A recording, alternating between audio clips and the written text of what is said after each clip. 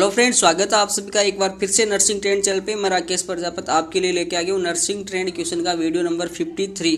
आज के वीडियो में अपने बात करने वाले हैं ईएसआईसी स्टाफ नर्स मई 2012 के पेपर के बारे में। ये ईएसआईसी स्टाफ नर्स मई 2012 का पार्ट सेकंड है। पार्ट फर्स्ट का वीडियो मैं पहले ही बना चुका हूँ जिसमें 34 क्वेश्चन अपने सोल्व कर चुके हैं।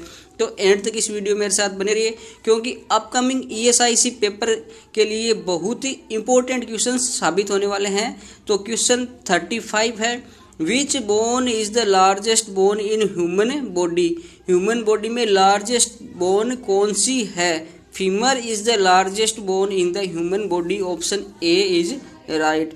नेक्स्ट है, in human body unoxygenated blood is purified by. Human body में अनऑक्सीजनेट जो ब्लड होता है वो प्यूरिफाइड किसके द्वारा किया जाता है, लंग्स के द्वारा, ऑप्शन ए इज राइट।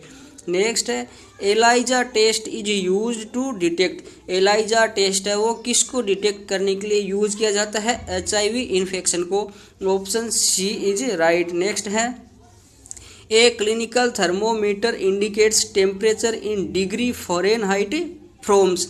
तो जो क्लिनिकल थर्मामीटर होता है उसमें फ़ारेनहाइट में कितनी रीडिंग होती है, तो फ़ारेनहाइट में उसमें रीडिंग होती है 94 डिग्री फ़ारेनहाइट से लेकर 108 डिग्री फ़ारेनहाइट तक, ऑप्शन ए इज राइट। और जो क्लिनिकल थर्मामीटर होता है उसमें सेल्सियस में 35 डिग्री सेल्सियस से लेकर 42 डिग्री सेल्सियस तक रीडिंग होती है।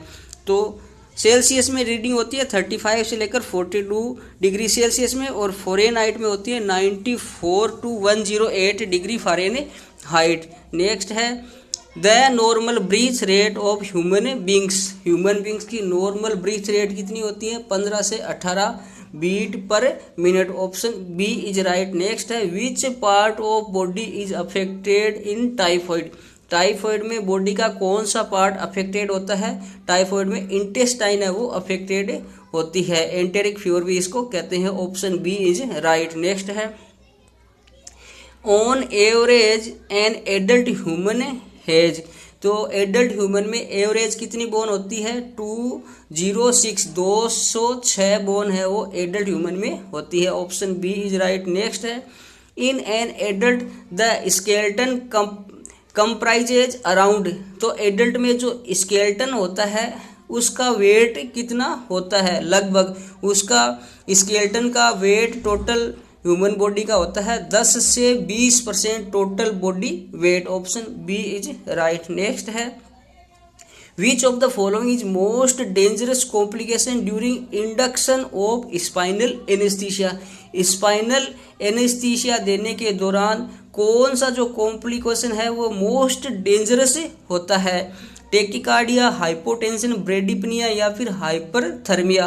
तो जो हाइपोटेंशन है ये मोस्ट डेंजरस कॉम्प्लिकेशंस होता है स्पाइनल एनेस्थीसिया के दौरान, option B is right. Next question है, which of the following nursing action should be given to highest priority when admitting the patient into the operating room। जब operating room में किसी patient को admit कर रहे हैं तो कौन सा जो नर्सिंग एक्शन है वो सबसे हाईएस्ट प्रायोरिटी पे रहेगा, ऑप्शन है level of consciousness, vital science, patient identification and correct operative consent, और पोजिशनिंग एंड स्किन प्रिपरेशन। तो ऑपरेटिंग रूम में पेशेंट को एडमिटिंग करते वक्त, पेशेंट को लाते वक्त सबसे हायर प्रायोरिटी पे जो नर्सिंग एक्शन रहता है वो रहता है patient identification and correct operative consent. यानी पेशेंट सही पेशेंट को अपने लेके आए हैं क्या, पेशेंट की आइडेंटिटी चेक करना बहुत ही ज़रूरी है, और पेशेंट का करेक्ट ऑपरेटिव कंसेंट भी होना चाहिए किसी भी फ्यूचर प्रॉब्लम से बचने के लिए। नेक्स्ट क्वेश्चन लेते हैं, which of the following is the earliest sign of poor respiratory function. Poor respiratory function का अर्लीस्ट साइन कौन सा है, सबसे पहला साइन कौन सा होगा, cyanosis, fast thready pulse and faintness है, ये पुअर रेस्पिरेटरी फंक्शन के लेट साइन होते हैं। अर्लीस्ट साइन है ये होता है restlessness, option C is right. Next है, if wound de evisceration occurs the immediate nursing action is. अगर वाउंड एविसरेशन हो गया है तो इमीडिएट नर्सिंग एक्शन क्या होगा। वाउंड एविसरेशन का मीन्स है फ्रेंड्स कोई भी सुचरिंग वाउंड्स है या कोई भी क्योर वाउंड है उसके एज है वो अलग अलग हो गए हैं, बॉडी के इंटेस्टाइनल पार्ट है, इंटरनल पार्ट है वो बाहर निकल गए हैं, तो इसको वाउंड एविसरेशन कहते हैं। और जब एविसरेशन हो जाए तो नर्स का जो इमीडिएट एक्शन है वो क्या होता है। नर्स का इमीडिएट एक्शन होता है cover the wound with sterilise goes moist with sterilise anus. तो वाउंड को है वो स्टेलाइज गोज जो कि एनस से भीगे हुए हो, एनस से मोइस्ट किए हुए, उससे कवर कर देना चाहिए ताकि इंटेस्टाइन के पार्ट है वो सूखे नहीं और इन्फेक्टेड न हो। Option A is right. Next है how frequent should the nurse monitor vital sign of a patient in a recovery room. Recovery room में नर्स है वो पेशेंट के जो वाइटल साइन है वो कितनी देर में चेक करेगी, कितनी फ्रीक्वेंसी में चेक करेगी। एवरी 15 मिनट्स रिकवरी रूम में वाइटल साइंस है पेशेंट के प्रत्येक 15 मिनट में चेक किए जाने चाहिए। Option A is right. Next है the most important factor in the prevention of post operative infection is. Post operative infection को रोकने के लिए मोस्ट इम्पोर्टेंट फैक्टर है वो क्या है। Proper administration of antibiotics, fluid intake of 3 to 3 litre per day, practice of strict aseptic technique और frequent change of wound dressing. तो पोस्ट ऑपरेटिव इन्फेक्शन रोकने के लिए जो मोस्ट इम्पोर्टेंट प्रिवेंटिव मेजर है वो होता है practice of strict aseptic technique, यानी अपने को स्ट्रिक्ट असेप्टिक टेक्निक है ये अपनानी चाहिए ताकि पेशेंट में इन्फेक्शन न हो पोस्ट ऑपरेटिव पेशेंट्स में। Option C is right. Next है the skin is shaved prior to surgery in order to. तो सर्जरी से पहले स्किन को सेव किया जाता है, क्यों। Facilitate skin incision, indicate the site of be draped, या फिर टू प्रिवेंट वुंड इन्फेक्शन, या फिर रिड्यूस पोस्ट ऑपरेटिव स्कारिंग। तो ऑपरेशन से पहले जो स्किन है उसको सेव किया जाता है टू प्रिवेंट वुंड इन्फेक्शन। जो वुंड होने वाला है उसको इन्फेक्शन को रोकने के लिए स्किन की सेव की जाती है। Option C is right. Next है the important nursing intervention prior to administering of pre anaesthetic medication. Pre anaesthetic medication देने से पहले इम्पोर्टेंट नर्सिंग इंटरवेंशन क्या होता है। Ask the patient to empty the bladder, do deep breathing and coughing exercise, regulate IV accuracy या shave the skin. तो patient को pre anaesthetic medication देने से पहले जो इम्पोर्टेंट नर्सिंग इंटरवेंशन होता है वो होता है ask the patient to empty the bladder. Patient को उसका ब्लैडर है वो खाली करने के लिए कहेंगे, यानी यूरिन करने के लिए, यूरिनेशन करने के लिए पेशेंट को कहेंगे, और उसके बाद में प्री एनेस्थेटिक मेडिकेशन है वो देंगे। Option A is right. Next question है when the patient vomits the most important nursing objective is to prevent. जब पेशेंट वोमिटिंग कर रहा है तो मोस्ट इम्पोर्टेंट नर्सिंग ऑब्जेक्टिव क्या होता है, किससे बचाने के लिए होता है।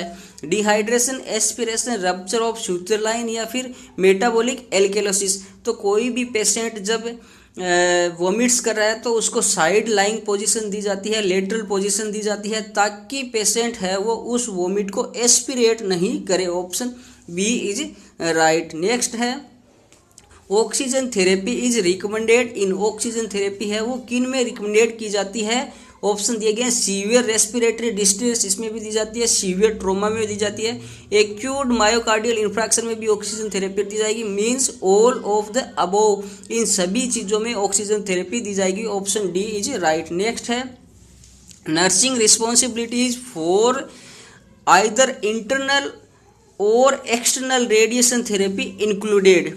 एक्सटर्नल और इंटरनल थेरेपी में नर्सिंग रिस्पॉन्सिबिलिटी है वो कौन कौन सी इंक्लूड की जाएगी। तो ऑप्शन दिया गया है carefully assess and manage any complication in collaboration with the radiation oncologist. तो रेडिएशन जो ऑन्कोलॉजिस्ट है उसके साथ में उसके कॉम्प्लिकेशंस को असेस करना और मैनेज करना, ये नर्सिंग रिस्पॉन्सिबिलिटी है इसमें। Assist in documenting the result of therapy, ये भी नर्सिंग रिस्पॉन्सिबिलिटी इसमें की जाएगी। और प्रोवाइड इमोशनल सपोर्ट, ये भी नर्सिंग रिस्पॉन्सिबिलिटी एक्सटर्नल और इंटरनल रेडिएशन थेरेपी में की जाएगी। Means all the above is right, option D is right. Next question लेते हैं, नर्सिंग केयर इन इलेक्ट्रोकन्वल्सिव थेरेपी इंक्लूडेड। ईसीटी के दौरान कौन सी नर्सिंग केयर दी जाती है या क्या क्या नर्सिंग केयर इंक्लूडेड होती है? ऑप्शंस में से ऑप्शन दिए गए, providing education and emotional support, right. Pre treatment planning and assessment भी राइट है। Preparing and monitoring the patient during actual procedure भी राइट है। Means all the above is right, option D is right. ECT के दौरान patient को educational and emotional support भी दिया जाएगा, प्री ट्रीटमेंट प्लानिंग और असेसमेंट भी की जाएगी, और एक्चुअल प्रोसीजर के लिए पेशेंट को प्रिपेयर भी किया जाएगा, और एक्चुअल प्रोसीजर के दौरान पेशेंट को मॉनिटर भी किया जाएगा। Option D is right. Next question है, contraction of the abdominal muscles in important. तो जो एब्डोमिनल मसल्स का है कॉन्ट्रैक्शन है वो किस प्रोसेस में इम्पोर्टेंट होता है? एब्डोमिनल मसल्स का कॉन्ट्रैक्शन है वो होता है फोर्स्ड एक्सपीरेशन में। तो फोर्स मैक्सिमम एक्सपीरेशन में एब्डोमिनल मसल्स का कॉन्ट्रैक्शन है वो यूजफुल होता है। Option D is right. Next है, volume remaining in the lungs and airway following a maximum expiratory effort is known as. Maximum expiratory efforts करने के बाद में जो एयर का वॉल्यूम लंग और एयरवे में रहता है उसको क्या कहते हैं? Vital capacity, residual capacity, tidal capacity या फिर total lung capacity.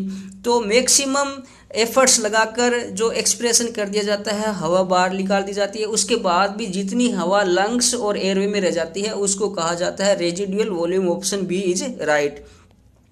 Smooth muscle tissue is located in.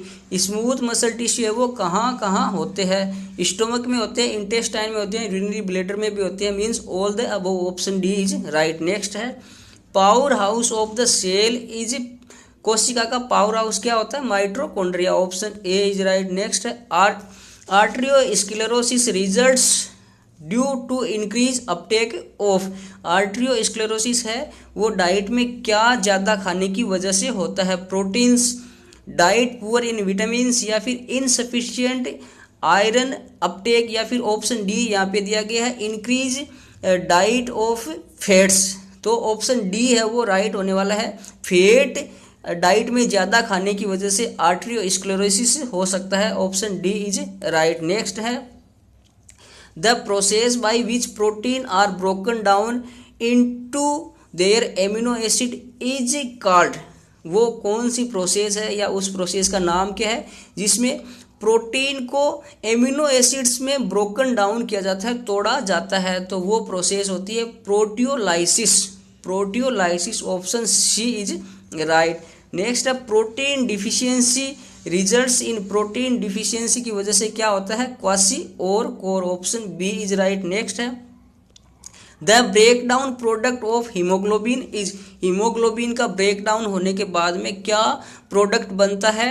Bile pigment बनता है हीमोग्लोबिन का last product, option C is right. Next है, largest internal organ of the human body. Human body का largest internal organ कौन सा है? Largest internal organ है liver, option B is right. Next question लेते हैं, prothrombin is produced by. Prothrombin किसके द्वारा उत्पन्न होता है? Prothrombin produced by liver, option C is right. Next है, a compound within a cell nucleus that consist of a protein bound to a nucleic acid is called nucleoprotein, option C is right. Next question है, the technique is used for most routine protein and nucleic acid separation is. Nucleic acid और protein का separation करने के लिए कौन सी technique है वो use की जाती है? इसके लिए यूज की जाती है electrophoresis, option A is right.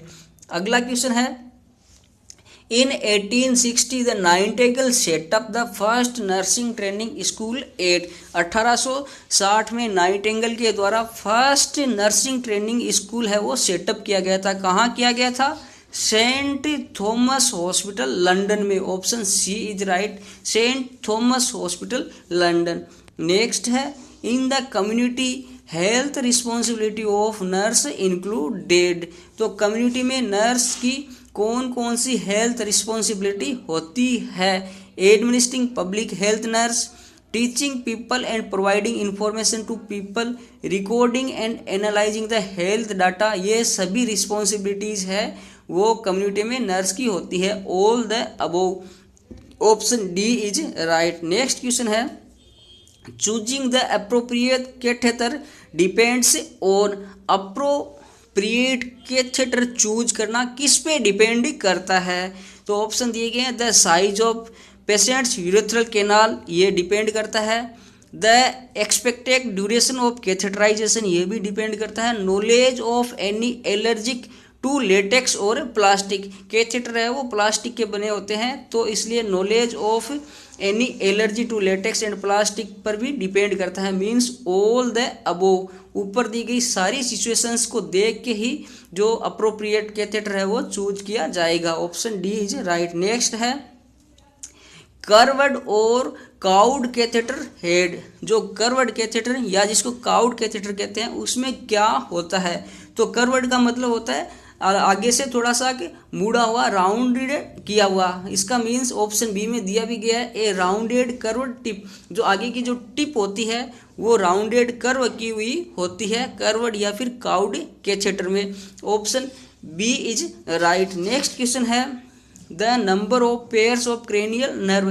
Cranial number में के क्रेनियल नर्व के कितने पेयर ह्यूमन बॉडी में होते हैं? टोटल 12 पेयर में क्रेनियल नर्व होती है। नेक्स्ट है, the autonomic nervous system regulates visceral activity such as. जो ऑटोनोमिक नर्वस सिस्टम है ये कौन कौन सी नीचे दी गई विसरल एक्टिविटीज को रेगुलेट करता है?